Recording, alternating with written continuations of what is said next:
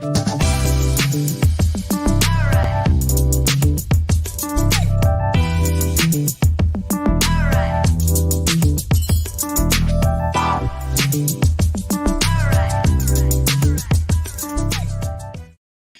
guys, it's Josh Rubin here with Douglas Elliman in New York with our latest episode of the Rubin Special with my good friend Lisa Chinatti of Chinatti Realty in the greater Boston suburbs. Lisa, how's it going up there today? It's fantastic. It's 80 and sunny. It couldn't be better. 80 and sunny in the outskirts of Boston. Who would have thought? That's amazing. Yeah, New England, you never know what you get. So tell us, what's going on with the governor up there with the stay-at-home order and the quarantine, and how's it affecting your business? Well, so we are in phase 1 of reopening. We just started reopening last week. We are essential, so we've been lucky. We've been kind of able to continue showing and selling and doing all of that kind of stuff. I think people are just starting to get back to work, but I think one of the crazy things is that our real estate market is stronger now than it was at this same day last year. Our showing activity is actually doubled from same day last year, which is fascinating. Wow. So Lisa, we're getting a little bit of an echo here on Facebook. So what I'm going to ask you to do is just the opposite. And that is turn your volume down on your phone and turn your volume up on your computer. Sorry about that, guys. Going through a little bit of a technical challenge. It's never a dull moment here on the Rubin team. All right, better? So awesome. Thank you so much, Lisa. Sorry about that.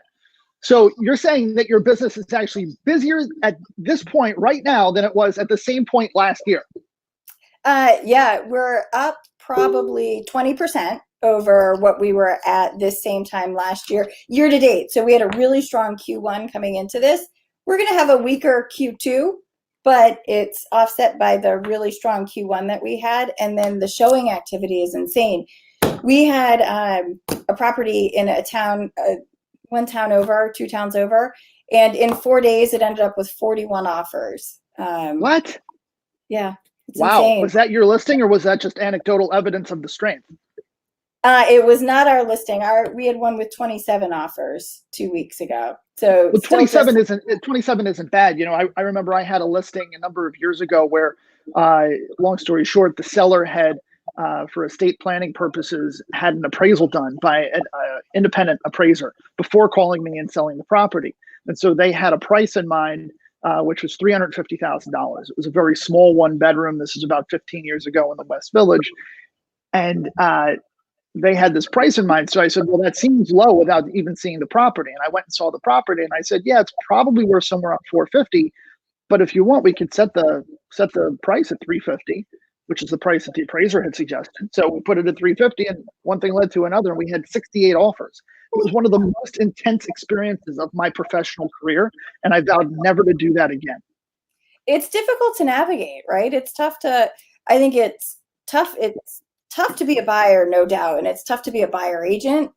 Yes. But it's also difficult on the seller side. It's a big decision to make, right? And I think you get pulled in the emotional aspects of it. It's a lot to juggle and kind of not ever fun to deliver bad news to the other, in your case, 67. Yeah. I mean, is it really bad news? I mean, you just kind of let them know that this is a situation. You weren't the highest offer. Should anything unexpected happen, you know, you'll revert. But at the end of the day, your job is to do the best job for the seller, right? Absolutely. Yeah, no doubt. Yeah. So that's great. And that's proof positive of what I've been saying to our friends and viewers and colleagues and clients the last few weeks, is that when we come out of this, I think it's going to be a shot from the cannon right into the third to fourth, late into the third, early fourth quarter when we see the election come about, and then we're going to see what happens with the election. I think all attention is going to go to that. What are your thoughts? I agree absolutely. I think the fact that rates are still staying as low as they're staying, I think across the country, I think we're still seeing that inventory, at least right now, is really low. Buyer demand isn't going anywhere. And one of the things that we're talking about here with our team, and I think, we are in the suburbs of Boston, right? We don't go quite into downtown Boston. And I think one of the advantages that we're going to be able to take advantage of, use that word twice, but as companies close, like my husband's company, they're working remote for the foreseeable future. And I think that that's very typical. So I think it's going to force people to have some changes in their living situation, right? So folks that were living in smaller places that don't have a home office might need to buy a bigger home with a home office. Families with children who relied on public parks and playgrounds now want to have that playground in their backyard as opposed to not having that in their backyard. So I think that there's going to be some really great opportunities for home buyers and for sellers, and also for agents, whether you're in the city or out of the city. I think that there's some great opportunity coming our way. Yeah, absolutely. It's interesting. We have people sort of focused on, what's wrong with their current living situation and how to improve it. People have been really focused on sort of getting the ideal situation out of this. And now with today's low rates, they might just be able to do that. Totally. Well, and I think as, the commute, like for us, if you were commuting to Boston, you always kind of wanted to stay within a certain radius, which kind of impacted the size of the home and the style of the home and, budget. But you can take that same budget, and if you don't have to commute into downtown Boston anymore and can truly work remote, whether it's full-time or even part-time, it's going to open up some of the outlying real estate markets that never really took off quite as much as those that were closer to Boston. Yeah, it's interesting with the remote work situation. People are now open to living further out into the suburbs, and some people are even talking about moving entirely from the metropolitan areas to more affordable places where they can, get more space. And I saw an article yesterday talking about people moving from Chicago to places like Texas. But of course, they're thinking that they're going to make. Let's say you have somebody making. I'm just picking a number here, $180,000 working in Chicago as an analyst for X bank, and they're now able to work remote. And they're saying, well, if I'm able to work remote in perpetuity, I'll move to, the farmlands or, the Texas or wherever. And the company is saying, well, not so fast, because if you move there, then we're not going to be able to pay you $180,000. Instead, we'll be paying you, X amount less. And so the people are saying, well, I've gotten pretty accustomed to this posh lifestyle of mine, and I'm not so sure I want, a reduced pay structure. Fair. Yeah. So many interesting things going on, isn't there? Absolutely. So Lisa, you run a team of how many in your brokerage now? We're probably hovering around 65 agents, probably about 50 on the team and 15 that are not on the team. And then we have our staff as well, 10 to 12 members. Okay. And, how did you build a team of that size in such a relatively short period of time? Yeah, it's a really great question. So I think one of the biggest things for us has always been,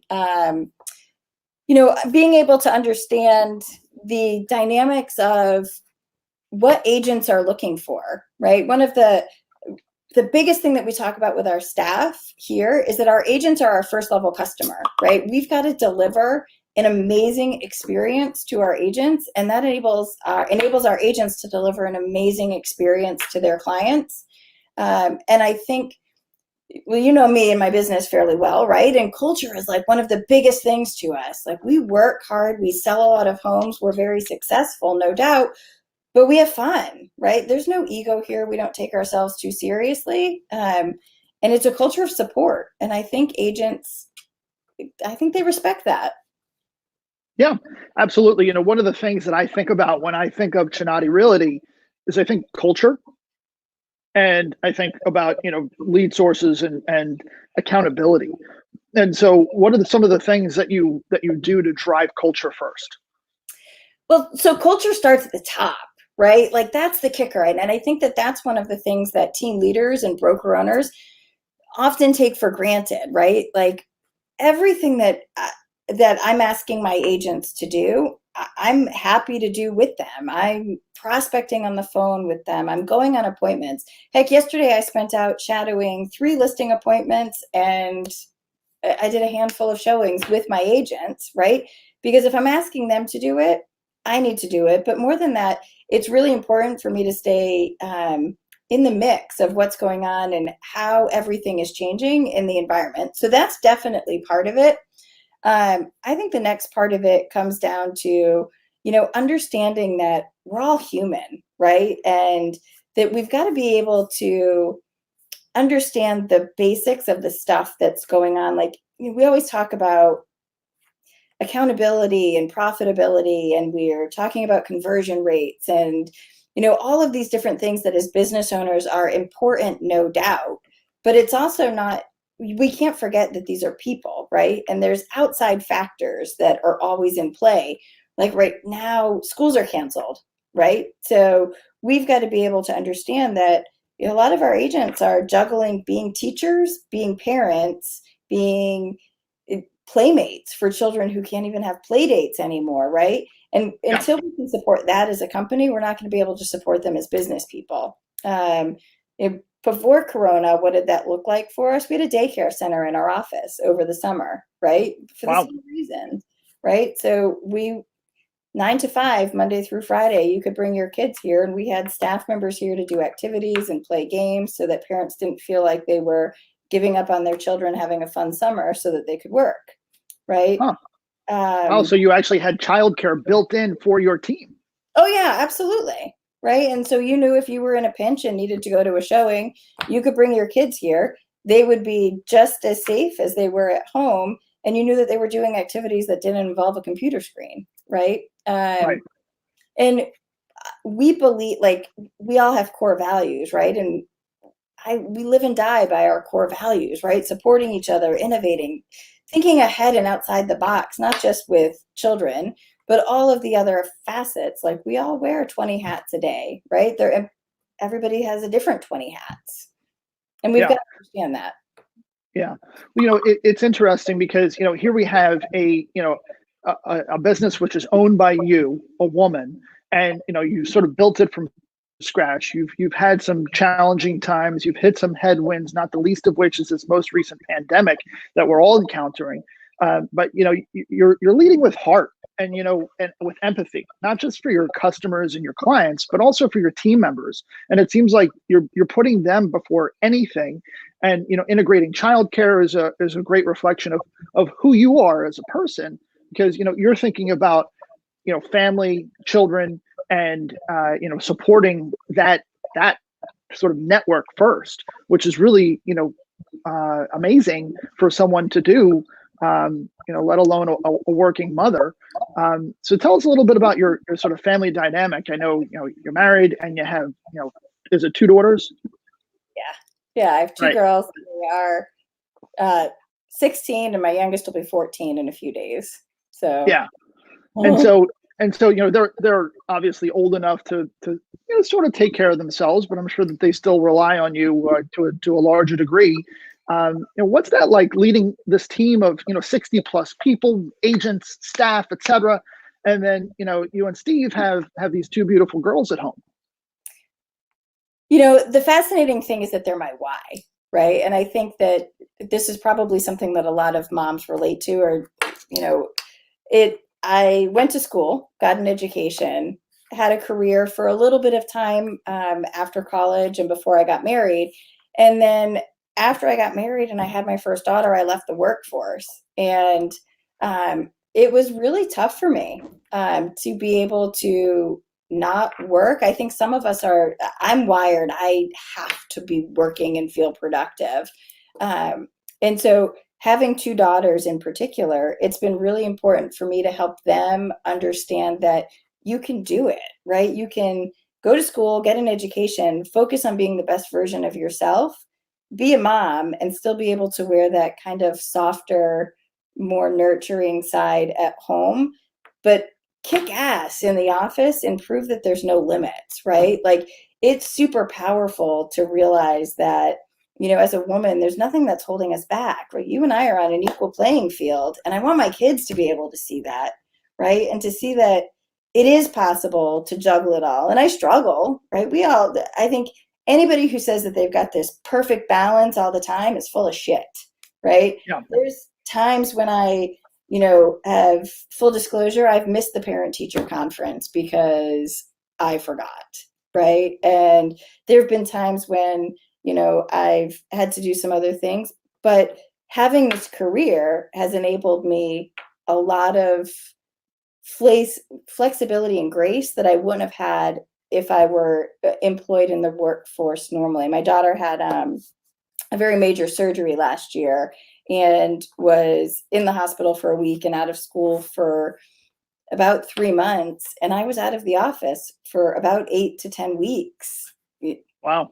And the business kept going and still supported it, but I was able to be the mom that I needed to be during that time period.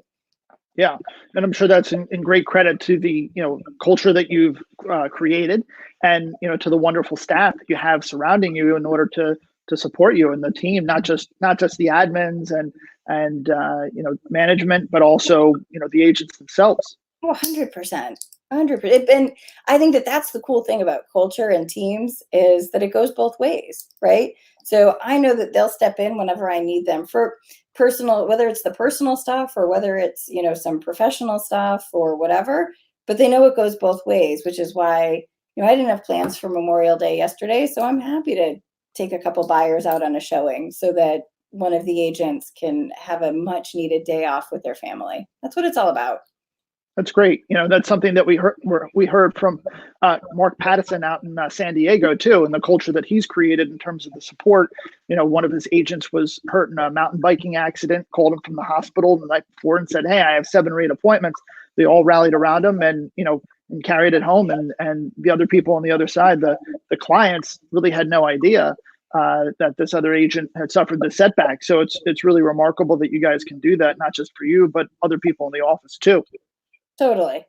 That's why So yeah, so Lisa, I'm curious, when you got back into the workforce, tell us about that and what that experience was like. So it was, I mean, I'm not going to lie, it was a struggle, right? Coming back in, when I left, I joked that I was retired without really realizing that I'm not meant to be retired. And it was slow. The first couple of years that I was back, I couldn't be as present. I didn't have the skills, I didn't have the knowledge, but I also had some limitations just based upon the fact that my kids were still much younger. And it's been a very slow evolution to get to the point that I'm at right now, and being able to find the balance and to realize all the mistakes that I've made along the way, right? I think we all make mistakes, and it's just being able to admit them, understand where they are, and pivot back so that we can get back on the right course and kind of keep moving forward. Sure. And so what years was it that you sort of re-entered the workforce and got into real estate? So my oldest daughter was born in February of 2004. I got my real estate license for the first time in December of 2004. And I didn't sell. I attempted to work, but it didn't work. And I didn't sell any houses from 2004 to 2006 when my license expired. And Wow. I didn't renew it. I let it go. Huh. And, I think that that's also one of the things that in this industry, we don't talk about enough. There's an 80% failure rate, right? Like Yeah. 80% of agents get a license and they don't renew it in 2 years when it expires. So I did not have any license, and I didn't attempt to work from 2006 to 2010. And I focused on being a mom at that point, which was what I needed to do for me and my kids and my family. Mm-hmm. I got my license back in 2010. And from 2010 to 2014, I sold 1 or 2 houses a year, right? Paid for dance lessons or whatever the kids wanted to do. Yeah. And then in 2015, I decided to get a little bit more serious, and I sold 8 houses. It was like a great year. Yeah. And then in 2016 is when my kids were a little bit older. They were 10 and 12. And so that year I grounded and I sold 82 houses, but I had no balance. I don't suggest it. So you sold 82 houses in 2016, did you say? Yeah. As an individual agent? Correct. Yeah. And halfway through, I realized I was kind of a liability for myself, my clients, my family, and I hired an assistant who started in July of 2016 and helped me get shit in order. So for the end of 2016. Huh. And so in 2016, when you sold 82 houses as an individual agent, you were doing everything from the initial showings to the inspections to setting up lockboxes, putting up signs, writing contracts, you name it, from A to Z. You were doing it yourself? Yep. I don't recommend it. And was it predominantly on the listing side or the buy side? It was almost all on the buy side. Out of the 82 transactions, less than 20 were listings. More than 60 of them were buyers. So that's a lot. As you know, that's a lot of hustle, right? Yeah. That's a Yeah. I lot mean, of, every buyer you're going to have to show them on average, I would think, what, 15, 20 houses, something like that. maybe closer to 10, but it's still, yeah, still a lot. Yeah. It's a lot of work. And your average price point in 2016 was what? 325 to 350. It's not high. Oh, but it's indicative of, with the market that you're in. So it is Right. what it is. And so how did you make the switch and recognize that you needed an assistant? Well, like I said, I realized I was a walking liability, right? I wasn't getting paid on time for half my transactions because my paperwork wasn't complete. And I was forgetting to do things that were just so basic because there was so much going on and there were so many balls in the air. At a certain point, I think we can all only handle so much at one time. And Right. I also had hired a coach, which is how you and I met through the, Tom Ferry coaching. And it was a lot of encouragement from my coach that I needed to take the financial risk. And I think that was the thing that stopped me from doing it. It's tough to think about taking on a salary and paying somebody else and being responsible for their livelihood when you're not confident in your own skills. And I kind of thought it was a fluke, right? I sold a lot of houses because I got lucky. When you say you got lucky, what made you think that you got lucky? Was there, I mean, you probably didn't have systems in place, but what were your lead sources in 2016 when you sold those 80 plus homes? Zillow was by far the biggest. Zillow probably accounted for 60 to 70% of my business. I was heavily into farming, so I had a geographic farm with direct mail and some Facebook ads, and some open houses kind of spattered in there, but it was very heavily online leads. And no, my systems weren't set up. I had a CRM, but I didn't use it. It's nothing like what it was now. Yeah. Yeah. And so you're basically kind of just throwing some stuff against the wall. You had a farm here, you had some Zillow leads there, and all these things you were making the investment in yourself. Absolutely. Yeah. And I think that was one of the things, right? So it started with, a $500 a month investment into Zillow. And early on, I knew that if I was going to spend any money, I was not going to waste it, right? Back then, $500 a month on a 6-month contract was $3,000. And when that's been your entire profit for a year of real estate work up until that point, thinking about putting all of your profit into one thing, it's kind of risky, right? Yeah. So I knew if I was going to risk the entire profit that I had made the year before, that I had to take it seriously and do the things. But I think in my head, I was thinking I was getting lucky by just connecting with the right leads or having the right conversations. Scripting wasn't a thing for me at that point, right? Like I didn't realize that there's an art form to real estate and there's a science to real estate and there's a math to real estate, but I didn't know that. So in my head, it was all just, I was lucky and it could go away tomorrow. Yeah. And, a lot of people who, sort of do a lot of business do get lucky and they don't realize the basics of it. And it all boils down to, some super basic math. The more people that you reach, the more people you take out, the more people you meet with, the more offers you make, the more deals you do. It's really as simple as that. You just have to have more conversations because the conversations are sort of like the rocket fuel that's going to enable you to, get to your objective. Whether your objective is Mars, Pluto, the moon, or just doing more deals, you need more rocket fuel. And how do you get there? You need more conversations. And what you're describing between the farm and the Zillow leads enabled you to have those conversations that are integral to our success. Absolutely. And then the next part of it is being able to reinvest it, right? So once you find something that works and that you're successful at, it's just a function of being able to scale it, which I think goes back to one of your first questions, which was how do you build a team, right?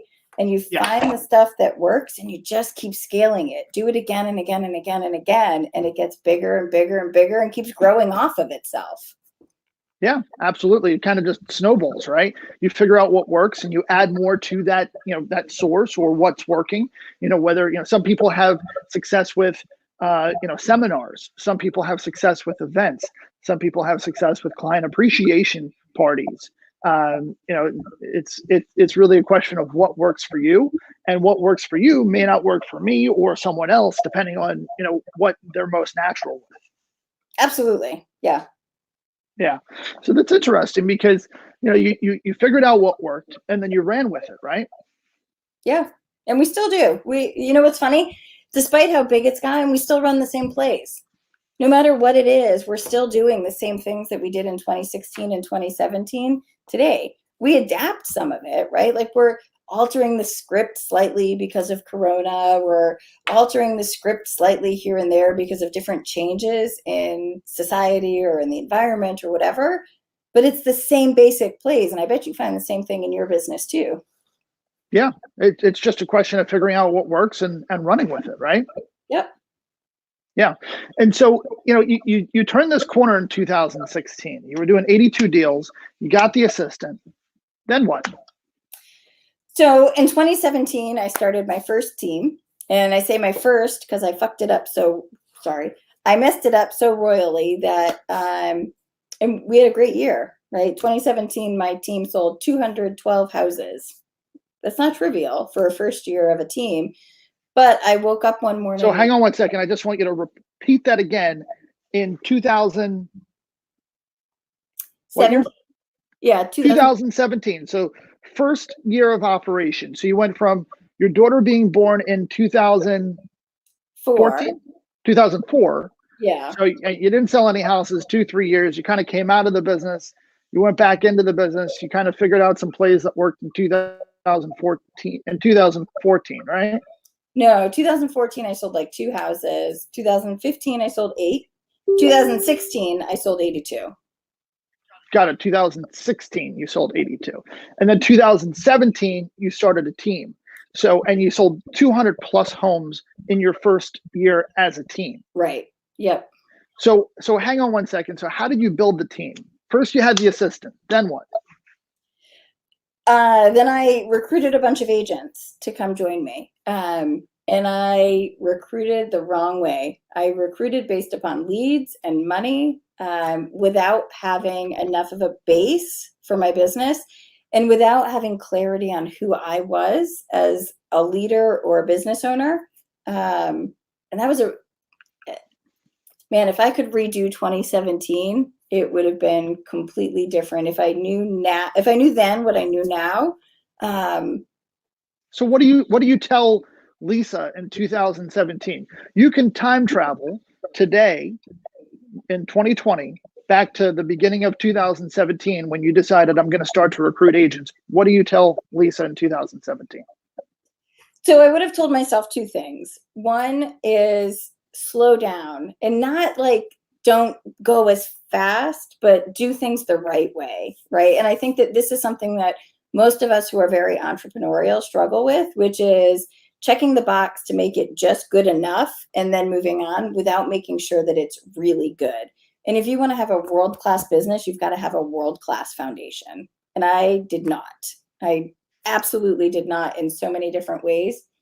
And I think one of the things that a lot of team leaders make the mistake of, and I made it myself, is I was a really good real estate agent. I knew nothing about business, right? I didn't know how to run a P&L.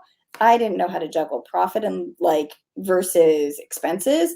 I didn't know what it took in personality traits to be a leader. I just knew what it took to sell a lot of houses. And I thought that those skill sets would transfer and that I could teach other agents to be me, but my personality didn't calibrate to what it means to be a leader, right? And so a lot of what we talk about with why my culture is so powerful now and why it's one of the things that I'm most proud of, I wasn't that person in 2017.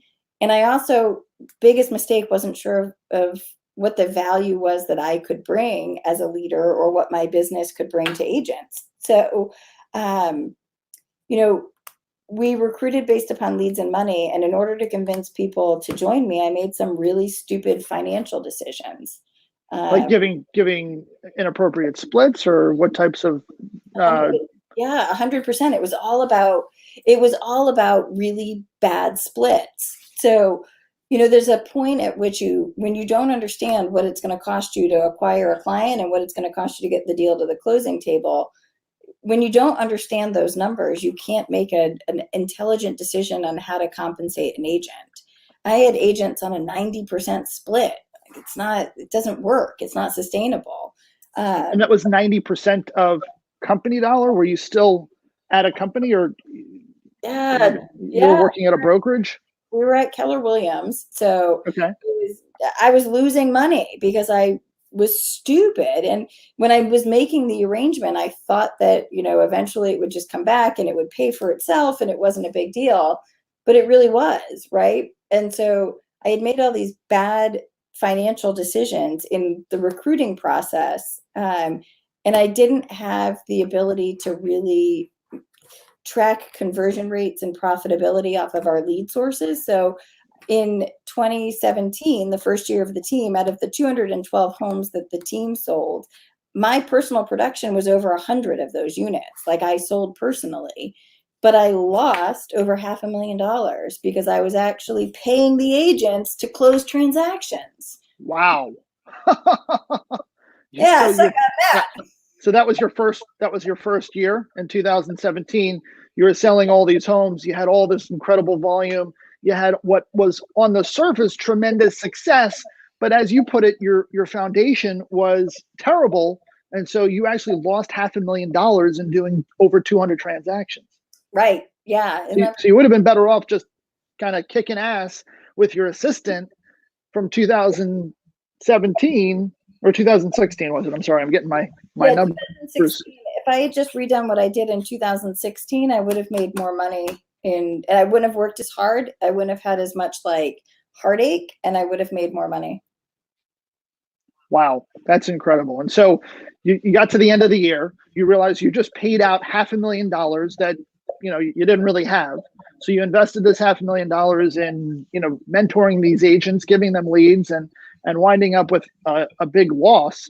And so how did you realize that, and what do you do to pivot and move forward? Well, I mean, I was realizing it kind of as we were getting halfway through the year, when I was looking at it and saying, I'm not earning the amount of money personally that I should have been. I made a hire, right? Because I also realized that I'm a good person at heart, but I don't communicate very well, and that hasn't actually. I'm getting better, but back then it was a really big struggle. And I knew that if I wanted my company to be the company that it was in my head, I needed to make some changes. So I hired a sales manager to kind of take over some of that and take over some of the. I'm not warm and fuzzy. I'm not going to celebrate every win with you. I'm not going to slap you on the back and tell you good job. I'm just going to tell you to go do it again, right? Because that's how I'm wired. But sales sounds very familiar, in that you're kind of describing me. I'm sure I'm describing half the people who are watching this, right? Like, when we're entrepreneurial, we just think in a little bit of a different way. But that's not good as a business leader necessarily, until you can fully learn to rein it in, and that takes time. So I hired Jason. Things were kind of okay. And then in August, I'll never forget it, I woke up one morning in August and I had an email from one of my admins saying that she quit effective immediately. Drove to the office and I'm like, oh shit, now I've got to be an admin and an agent and a team leader and everything else. What made her do that? What was that? What made your admin quit so abruptly? Do you think if I'm a shitty team leader, I wasn't a very good boss, right? So, but I mean, was there one straw that broke the camel's back? I don't think that there was one. I think that I go back to that.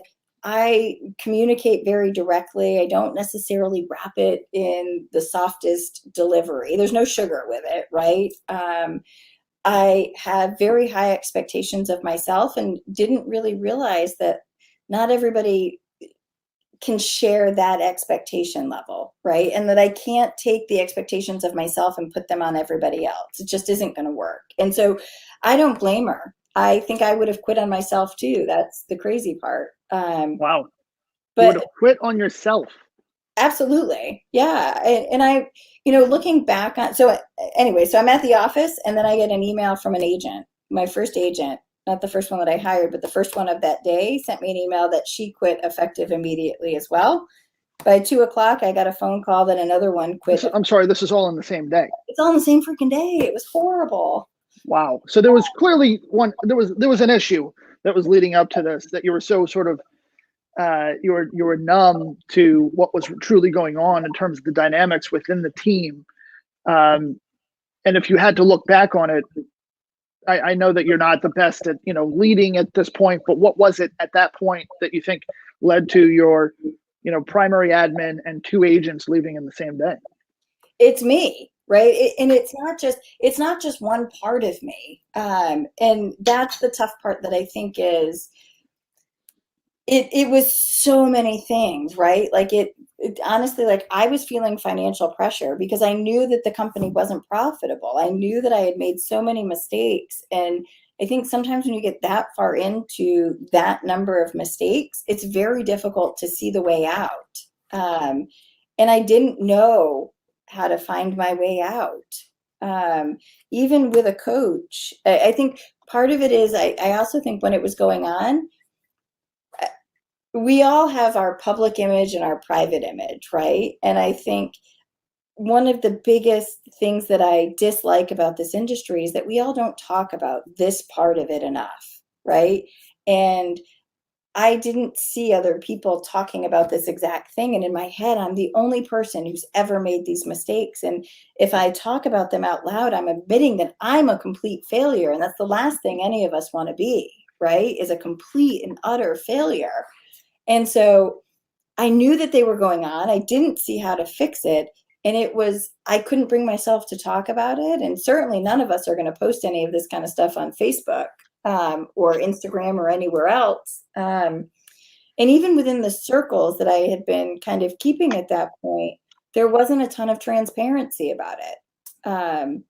And even to this day, I know that I share this, in certain circles, and you and I have kind of discussed this in the past, is as an industry, we don't talk about this enough, right? And I think it makes it very difficult for all of us to, as business owners and leaders, to kind of be able to say, like, on the financial piece, I've made a mistake. So anyway, so there was this financial pressure because I know I'm losing hundreds of thousands of dollars, right?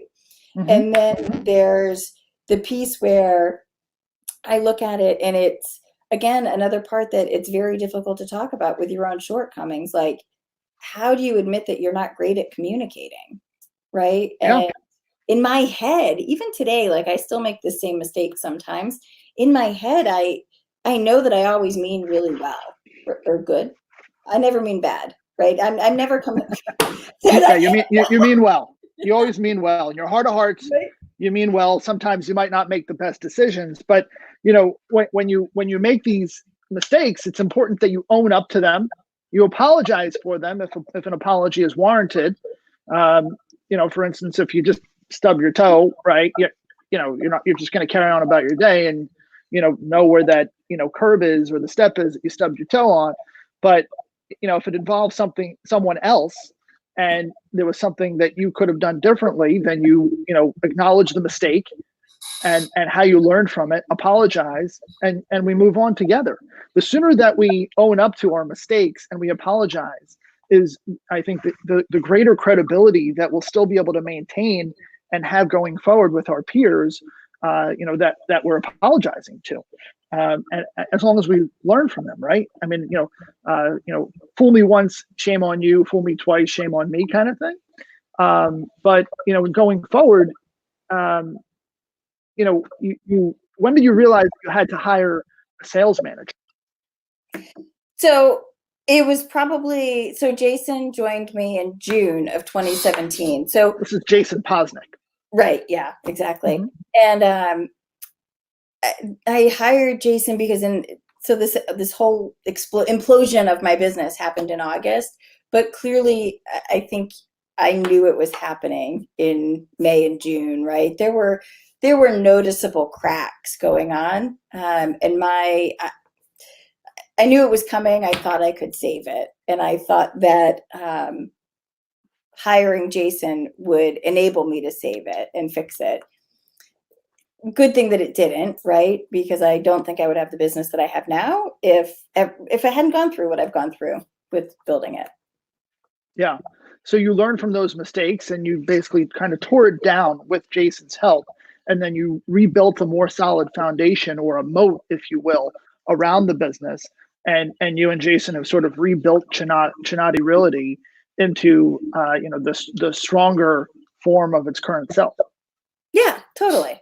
Yeah, and had a lot of fun along the way, right? Now we get to, fix the mistakes and openly admit the mistakes that we make every day, right? There's once a month I make a mistake and I'm like, why did I do that, right? And we fix it and pivot quickly. And as a whole organization, right? Every single person here, whether it's the agents or the staff, it's we're all kind of always adapting together and working together to find the best fit. Yeah, absolutely. And so it's remarkable. Now you've come to this place where you're actually in a stronger position now in 2020 than you were at this point in 2019, which was, by all accounts, a pretty strong year. Am I right? Yep. Last year we sold 492 homes. So I certainly had a great year last year. We're about 20% ahead. Last night I was sitting there and I was doing my probably 5th business plan for the year, because I feel like every time something's happened so far this year, it's been throw it away and start over, right? Like Corona first hit and it was like, well, throw that business plan away and we've got to adapt to this new kind of thing, right? Yeah.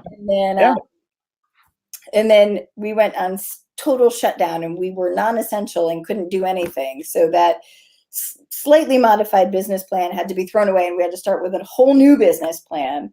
And then we opened back up. So throw that away because now it's not going to be as catastrophic and whatever. And now we're on the next iteration because the activity is not what I expected. Yeah. Well, it's interesting. We're always bobbing and weaving in real estate, and now today more than ever because of the COVID-19 pandemic.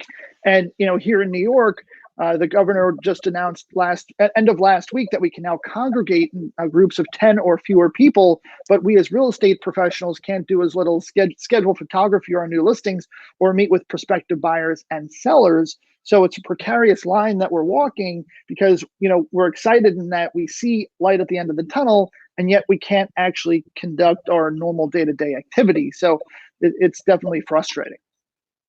I can appreciate that. Yeah, I have major respect for those of you in New York City who are, and other very urban places who are dealing with the same thing.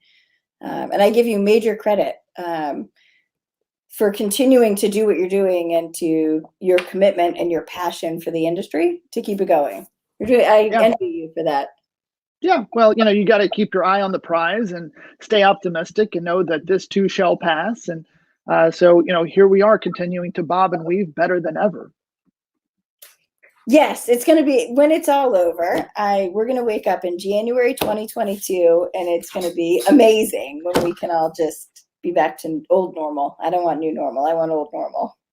Absolutely. With that, Lisa Chinatti of the Greater Boston Suburbs, thanks so much for joining us today, Lisa. Always appreciate your insight. Thanks for having me. You bet.